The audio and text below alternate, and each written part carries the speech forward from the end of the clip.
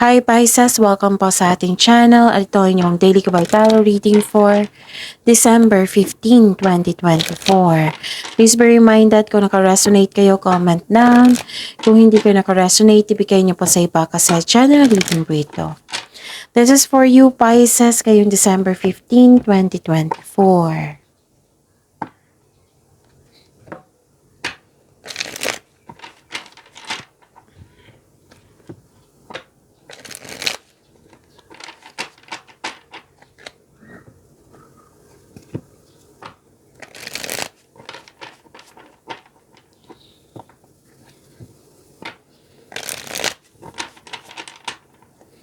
Para po ito sa inyo Pisces ngayong December 15, 2024.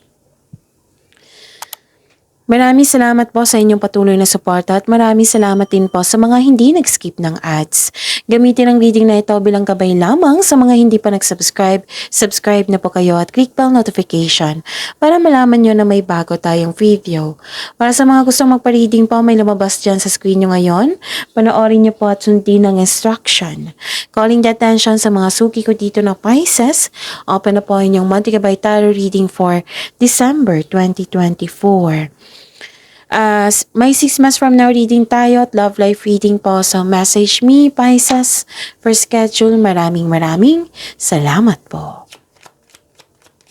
Spirits Guide, mga ganap po para kay Pisces ngayon December 15, 2024. I need 3 cards po para kay Pisces.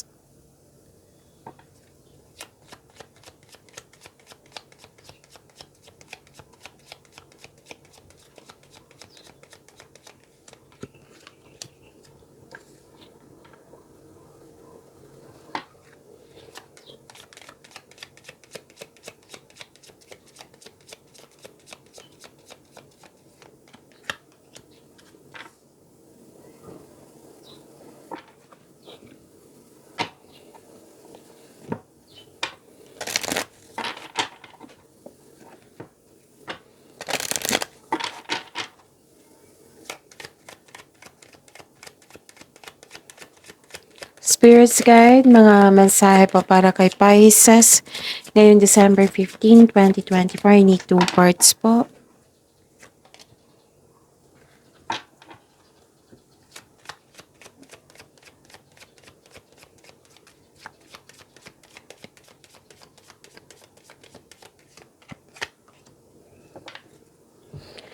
Pisces, ngayong December 15, 2024. Ang ganda.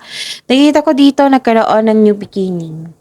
New beginning, pwede din kakasimula sa trabaho, may na-hard kahit walang experience. Pwedeng kakasimula din sa buhay ng pag-ibig, yung kakapasok lang ng relasyon or may kakilala ka na nagkaroon kayo ng connection. Pwedeng kaibigan, pwedeng manliligaw. Okay? Tapos nakikita ko dito na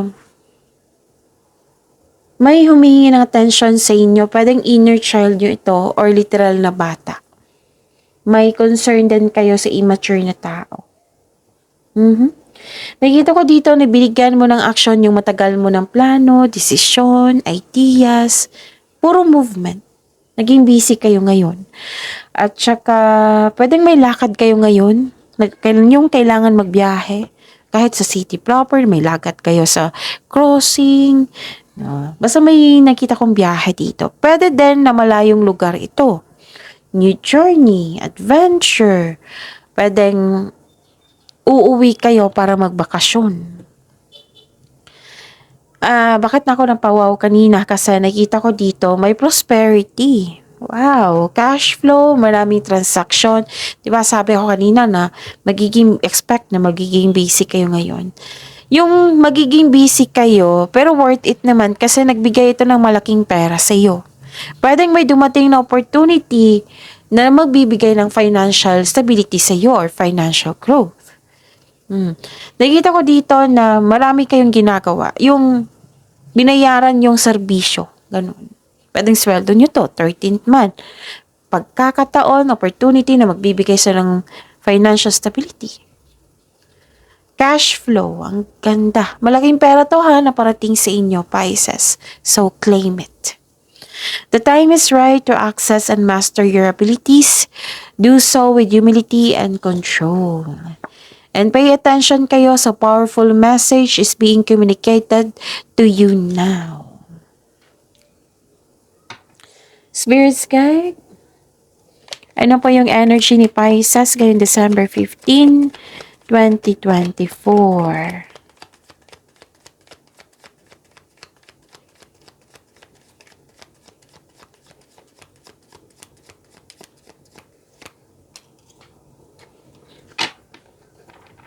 The clarification of this card po.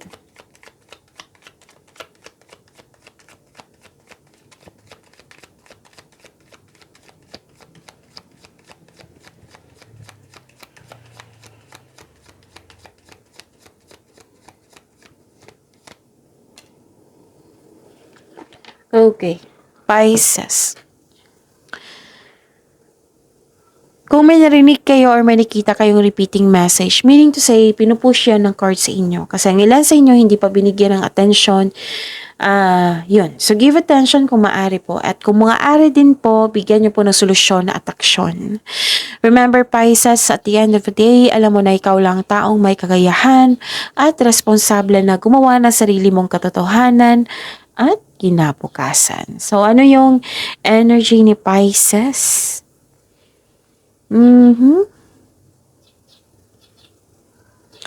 May nakita ko ditong concern sa materialistic na tao. Materialism. Pwedeng concern ito sa iyo or pwedeng concern ito sa isang tao. May sabi ang card niyo pa dito. Sobrang kang focus sa paggasta ng material na bagay. Again, pwedeng ito ay energy mo to eh. Pwedeng may concern, pwedeng concern to sa iyo or sa kanya. Na worried ka or very concerned ka sa kanya. Yon, may concern sa materialistic na tao. Pwede din nagkaroon kayo ng insecurity kasi buhos yung oras mo sa trabaho. Focus sa wealth and possessions. So, kailangan ng dito, ang sabi kasi ng card dito, this card tells you na focus sa emotional and mental stability. Kailangan nyo po mag-relax and listen to your intuition. Pwedeng sobra to sa trabaho. Oo. Sobra sa trabaho. Kaya nga nagkaroon ng insecurity dito Kasi lack of time sa sarili. Again, you need to relax. Oo, maging kalma and mag-rest po. Nakikita ko dito na may victory. Mahigit pa to sa success. You're very inspired in action. Mahigit pa to sa success, victory. So, claim nyo ito. Pisces, mas lumawak yung vision mo sa buhay na kontrolado na. Kung nagkaroon ng disbalance before, now kontrolado na. Naging kampante kayo ngayon sa inyong, maaring maging kampante kayo ngayon sa inyong sitwasyon. Maari rin na may makapangyarihang tao na nagbigay ng tulong sa iyo or influence. So this card tells you now, own your space with confidence. Okay, so claim this victory, Pisces. Spirits guide, career and money po ni Pisces ngayong December 15, 2024.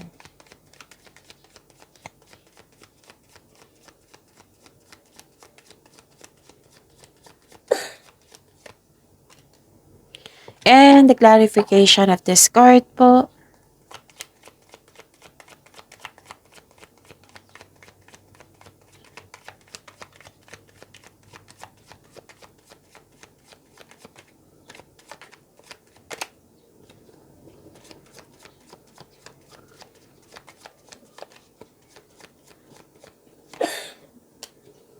Okay.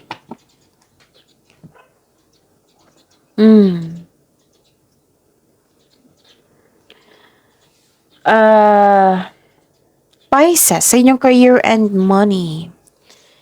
Nakikita ko dito na nagkaroon ng choices, nagkaroon ng future plan. May partnership ako nakikita dito. Isang bagong chance para sa paglago ng iyong buhay karera, kaya kumilos ka na. Kasi may dumating na opportunity sa inyo na ang tingin mo, what I meant is, may dumating na opportunity na makapagbigay sa iyo ng pag-level up. Paglago ng iyong buhay karera. Sabi ng card dito, kailangan ng action. And, action to eh. So, huwag kayong mag-alala kasi you are divinely guided. Pisces. Yung sabi ko kanina na may nakita kong partnership, yes, may lumabas dito na partnership. Papasok ka sa isang kasosyo, sa negosyo, or may magbigay ng puhunan. So, yung lumabas dito sa energy card nyo, yung may influence na magbigay ng tulong sa inyo, pwedeng siya yung talaga nagbigay ng puhunan.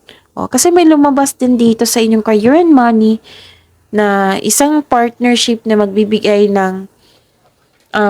siya ng tulong na para mas maging maunlad, mas magiging successful kayo. Okay? May nakita ko ditong partnership or mamumuhunan upang tulungan ka kung napalakihin ang iyong mga ideas at dalhin ang iyong mga plano sa susunod na antas. And listen to your intuition ha, Pisces, kasi it will guide you sa inyong malaking desisyon. Kung hindi nyo pa alam kung paano mag-connect sa inyong intuition sa mga bago dito, so connect kayo sa inyong intuition and i-search nyo sa Google on how to connect to your intuition. Okay? Kasi maraming paraan yan.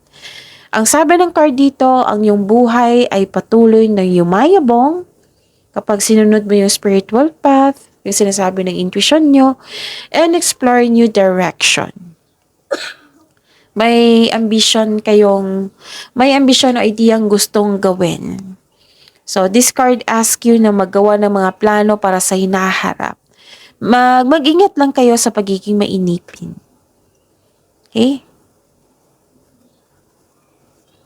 Basta may tao dito na tutulungan ka ng taong ito na lumago sa mga bago.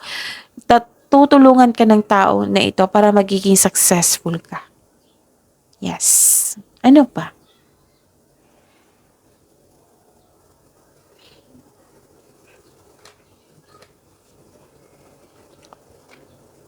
Okay. Okay. So, kailangan mga na-support dito. Support and connection. Pwede din na may gusto nyo sa araw na ito na may kausap kayo. Para ma-express mo yung nararamdaman mo, yung ideas nyo. Oo. Gusto nyo talaga na may partnership. Okay? And another card na nagsabi dito, dalawang card na po nagsabi dito. No, tatlo. Pay attention, a powerful message is being communicated to you now. So, this is your intuition and these two cards nagsabi dito na mag-connect kayo sa inyong intuition. So, tatlong card na po nagsabi ha na mag-connect kayo sa inyong intuition. Okay? Nakatulong din yan kasi sa intuition, siya yung magsasabi sa inyo kung ano yung next action. Siya yung magtuturo sa right path patungo sa success. So, importante talaga kung maaari po. Okay? So, yun. Spirits guide, love life, self-love, partnership, and romance ni Pisces. Ngayong December 15, 2024.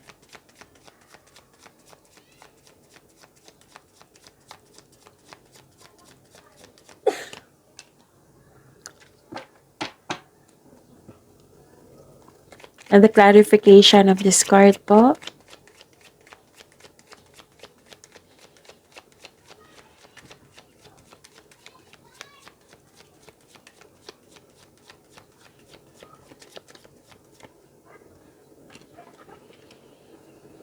Maraming salamat po sa patuloy na tiwala at suporta sa ating channel.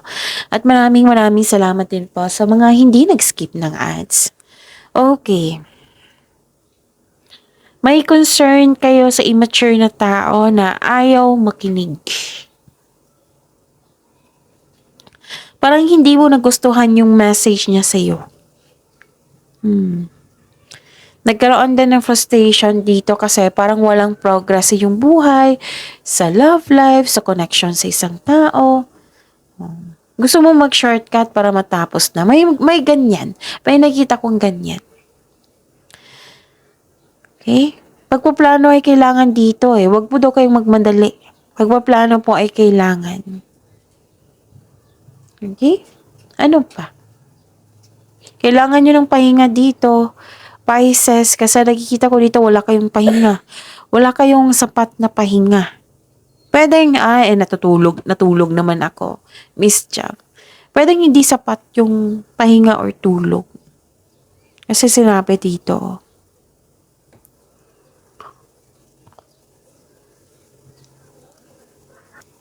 restlessness, avoiding self-reflection, walang pahinga, ayaw mo magpahinga, wala kang tulog, ayaw mo rin matulog. Hindi ka kampante. Nagtatago ka instead of facing the reality. Parang hinayaan ka ng tao na saktan ka. Yun nga, yung sabi dito na parang may sinabi siya or nakatanggap kayo ng message mula sa kanya at nahihirapan kayo. Pero hinayaan mo siya na saktan ka niya. It might be mahal mo tong taong to. So, ang importante, ano yung gagawin? Magpahinga. Huwag niyong isabayin kung pwede. Kung kaya niyo, then do it. Mas mabuti. Pero unahin niyo talaga yung tamang pahinga. Tamang tulog, tamang pahinga. Para sa pag okay na yung tulog niyo, magkakaroon ng time for reflection. Sa time for reflection pala, andyan yung sagot sa inyong mga katanungan, solusyon sa inyong problema, andyan din yung pahinga, awakening, tapos mara-energize ka niyan eh. Okay? So this card asks you to relax, calm your mind, and reflect. Sleep and meditation ay kailangan. Okay? Ang pagpahinga ay makakapagbigay sa iyo ng increased productivity and a healthier mental state. Kung kailangan mag-vacation leave, then do it. Para sa inyong sarili. Love yourself more. Ika nga. Okay? So, yun. Pwedeng gusto mo siyang kausapin, then go ahead. Kausapin mo siya. Kung pwede, kung sa tingin mo hindi pa rin siya makikinig, then isurrender mo kay God. Si God na bahala sa kanya. Kasi may mga bagay, may mga tao talaga na hindi natin makokontrol. Kasi,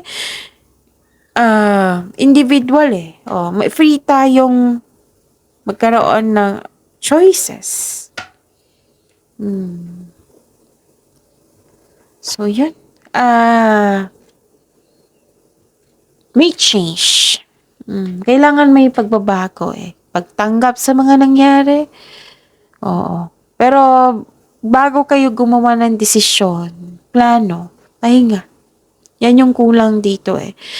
Kailangan talaga kasi nakita ko dito sa oracle nyo pa na magiging busy kayo hanggang dito sa career and money nyo, sa energy nyo. Yan ang sabi dito.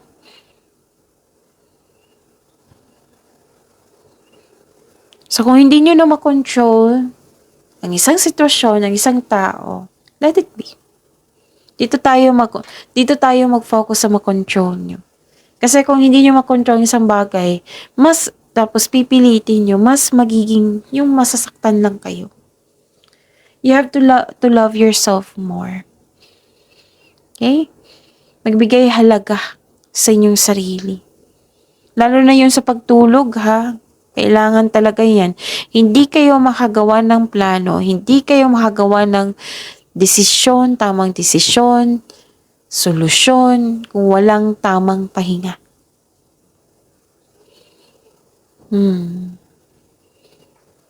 Dito kayo focus sa inyo, ang ganda ng career and money nyo.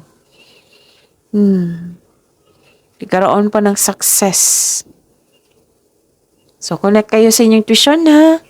Kasi may mensahe. Si intuition pala, siya yung magsasabi sa inyo kung ano yung next action. Siya yung magsasabi sa inyo na may taong hindi totoo sa inyo, na may nangyari na hindi mo alam. Siya yung magtuturo sa right path. Ganun. So, yun. Importante talaga mag-connect kayo. Focus kayo sa success na binigay dito. May travel pa dito.